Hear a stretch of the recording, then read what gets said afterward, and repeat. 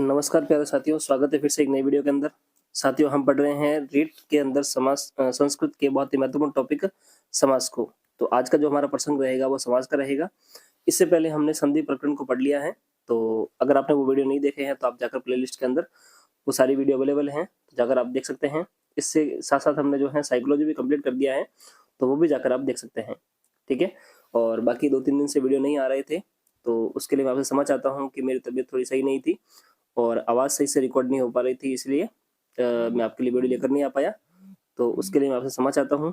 बाकी दोस्तों, जो भी मेरी वीडियो को आप कंटिन्यू देख रहे थे, तो उन सबका फिर से बहुत बहुत धन्यवाद कि आप मेरी वीडियो को कंटिन्यू देख रहे हैं और इतना प्यार भी दे रहे हैं, और साथ साथ इन वीडियो के आप जो है नोट्स भी बना रहे हैं।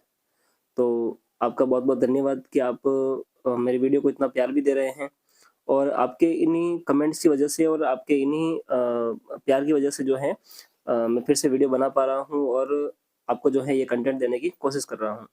और अभी जो है 50 दिन रीट के बचे हैं, तो मैं इसमें आपको बेहतर से बेहतर कंटेंट देने की कोशिश करूँगा।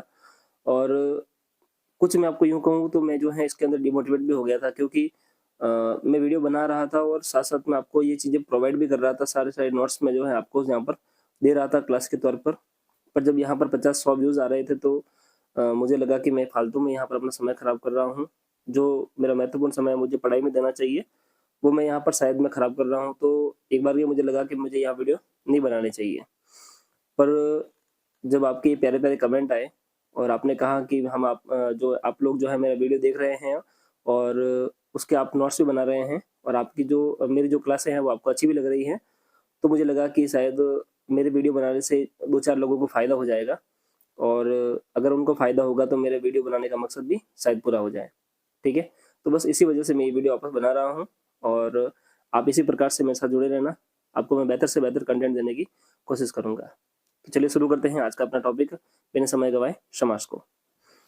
देखिए दोस्तों, समास की बात करें तो समास की 2 बड़ी ही महत्वपूर्ण परिभाषाएँ हैं, और वो हैं, पहली है दोस्तों यहाँ पर संक्षिप्तीकरणम समासः, संक्षिप्तीकरणम समासः, और दूसरी है दोस्तों यहाँ पर समसनम समासः। ठीक है, तो ये 2 परिभाषाएं हैं, बड़ी महत्वपूर्ण हैं, इनको ध्यान रखना। पहली परिभाषा है दोस्तों यहाँ पर संक्षिप्तीकरणम समासः और समसनम समासः। दोस्तों बात करें समास के भेद की, तो यहाँ पर दोस्तों समास के कुल 5 भेद हैं। कितने भेद हैं? तो समास के यहाँ पर 5 भेद हैं। कौन कौन से हैं? तो यहाँ पर अव्ययी भाव समास, तत्पुरुष समास, द्वंद्व समास, बहुब्रीहि समास और केवल समास। वैसे यहाँ पर समास के 5 भेद हैं, और कहीं कहीं पर यहाँ पर 7 भेद भी दिए हुए आते हैं। तो ये जो 7 भेद हैं, वो अलग से जो 2 भेद हैं वो कर्मधारय और द्विगु समास, ये तत्पुरुष के भेद हैं। तो यहाँ पर कर्मधारय और द्विगु समास ये तत्पुरुष के भेद हैं। और कुल मिलाकर बात की जाए तो समास के जो है 5 भेद हैं: अव्ययी भाव समास, तत्पुरुष समास, द्वंद्व समास, बहुब्रीहि समास और केवल समास। कर्मधारय और द्विगु जो है वो तत्पुरुष के भेद हैं। ठीक है। बात करें हम समास की परिभाषा की, तो यहाँ पर अगर हिंदी में हम परिभाषा को समझे, तो या 2 से अधिक शब्दों के बीच एक नया शब्द बनाया जाता है। 2 या 2 से अधिक शब्दों के बीच, 2 या 2 से अधिक जो शब्द होते हैं उनके बीच जो विभक्ति है उसको हटाकर जब नया शब्द बनाया जाता है, उसे जो है हम समास कहते हैं। कैसे? तो यहाँ पर देखिए आप, ग्रामम प्लस गतः, यानी कि ग्रामम गतः, ग्रामम गतः लिखा हुआ है, और इस ग्रामम गतः के अंदर जो है इस म को हटाकर हम यहाँ पर ग्राम गतः लिखते हैं, या फिर हम जो है सामासिक विग्रह को हटाकर सिर्फ सामासिक रूप लिखते हैं ग्रामम गतः की जगह पर ग्राम गतः। इसमें जो दोस्तों यहाँ पर द्वितीय विभक्ति का प्रयोग हुआ है ग्रामम के अंदर, इस द्वितीय विभक्ति को हम हटाकर यहाँ पर सीधा ग्राम गतः लिखते हैं, तो वो हो जाता है दोस्तों यहाँ पर समास रूप। ठीक है। और इसी नए रूप को हम समास रूप कहते हैं या सामासिक रूप कहते हैं। ठीक है। दोनों का मतलब एक ही होता है, परंतु यहाँ पर ये थोड़ा सा बड़ा हो जाता है विभक्तियों के साथ में, और विभक्तियों को हटाकर जो है हम सीधा सीधा रूप लिखते हैं, तो उसको हम जो है यहाँ पर सामासिक रूप कहते हैं। यही कुछ इस प्रकार से यहाँ पर लिखा हुआ है कि इस उदाहरण में ग्राम शब्द से द्वितीय विभक्ति को हटाकर ग्राम और गतः दोनों को मिलाकर ग्राम गतः बना लिया जाता है। इसको द्वितीय विभक्ति समास हुआ है। यहाँ पर जो है द्वितीय विभक्ति समास हुआ है। ठीक है। अब दोस्तों बात करें सबसे पहले समास की, वो है दोस्तों यहाँ पर अव्ययी भाव समास। कौन सा है? अव्ययी भाव समास। तो यहाँ पर दोस्तों पहला समास है वो है अव्ययी भाव समास। कौन सा है? अव्ययी भाव समास। तो आइए देखते हैं अव्ययी भाव समास के बारे में। दोस्तों यहाँ पर अव्ययी भाव समास की सबसे बड़ी पहचान है वो है दोस्तों यहाँ पर आपको अव्यय शब्द मिलेगा। ठीक है, यहाँ पर जो है पहले आपको अव्यय शब्द मिलेगा और बाद में आपको उसका अलग रूप मिलेगा। ठीक है, कैसे? तो यहाँ देखिए क्या लिखा हुआ है, प्रायण पूर्व पद प्रधान अव्ययी भाव समासः। यहाँ पर जैसे कि इस शब्द को समझिए, ये दोस्तों इसकी वृत्ति है और वृत्ति से भी कई बार प्रश्न बन जाते हैं, तो वृत्ति को आप समझिएगा। आप थोड़ा सा अगर इसको समझेंगे तो आपको बिल्कुल समझ में आ जाएगी वृत्ति क्या कह रही है कि प्रायण यानी कि प्राय पूर्व पद प्रधान यानी कि पहले वाला पद प्रधान, पहले वाला मतलब पहले वाला और बाद वाला, यानी कि मतलब इस पहले वाले की बात की जा रही है। तो पूर्व पद प्रधान अव्ययी भाव समास, ये जो पहले वाला पद है ये प्रधान होता है और यही जो है वो अव्ययी भाव समास होता है। ठीक है, पूर्व पद इसमें प्रधान होता है और अव्ययी भाव समास होता है और इस पद को जो है हम अव्ययी पद कहते हैं या फिर अव्ययी शब्द कहते हैं। ठीक है, आगे देखते हैं कैसे। देखिए जैसे कि यहाँ पर जो है वही बात की गई है और ये दोस्तों जो है इसका अव्ययी भाव समास का जो प्रयोग होता है वो नित्य नपुंसक लिंग के अंदर होता है और 16 अर्थों में इसका प्रयोग होता है। ठीक है, आइए देखते हैं, बात करते हैं इसके बारे में। देखिए यहाँ पर जो है आपको जैसे कि यहाँ पर लिखा हुआ है अधिहरि। ठीक है, और इसका सामासिक विग्रह जो होगा वो होगा हरविति, अधिगोपम गोपीति, उपकृष्णम कृष्णस्य समीपम, उपगंगम गंगायाः समीपम, अनुरूपम रूपस्य योग्यम, निर्जनम जनानाम अभावः, निर्मक्षिकम मक्षिकाणाम अभावः, ससमासम समासम पर्यंतम, यथाशक्ति शक्तिम अनतिकर्म्य। तो यहाँ पर दोस्तों कुल मिला के बात की जाए तो यहाँ पर आपको अधि, उप, अनु, निर, स, यथा, यथा, प्रति, मतलब आपको यहाँ पर अगर अव्यय शब्द देखने को मिले, ये सारे के सारे अव्यय शब्द हैं, तो पूर्व में अगर आपको अव्यय शब्द देखने को मिले तो वहां पर दोस्तों सीधा का सीधा आपको अव्ययी भाव समास लगाना है। ठीक है, यहाँ पर दोस्तों एक छोटा सा इसका नियम भी है। वो क्या नियम है कि यहाँ पर दोस्तों अगर आपको संख्यावाची शब्दों में, संख्यावाची शब्द है उसमें अगर आपका नदी के साथ जो है उसका सहयोग मिले, यानी कि नदी के साथ में नदी के साथ में, नदी का कोई भी नाम हो सकता है जैसे गंगा यमुना वगैरह कोई भी, तो नदियों के नाम के साथ में अगर किसी संख्यावाची शब्द का पूर्व प्रयोग हो तो वहां पर जो है अव्ययी भाव समास होगा। कैसे?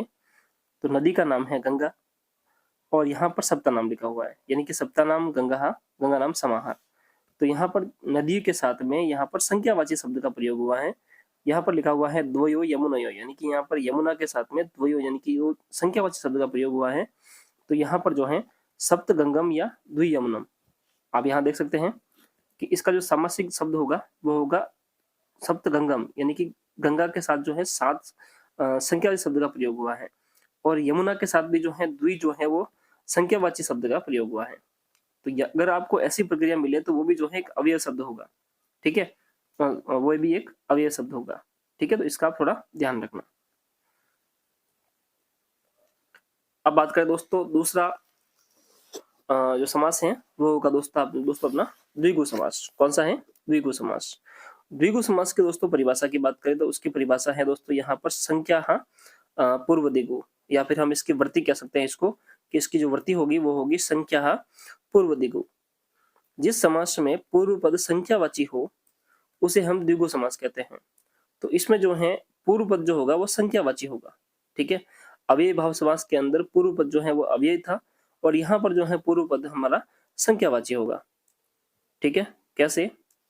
देखिए द्विगु समास में विग्रह करते समय षष्ठी विभक्ति का प्रयोग होगा, षष्ठी विभक्ति का प्रयोग होगा और इसके साथ में समाहार शब्द का भी प्रयोग होगा।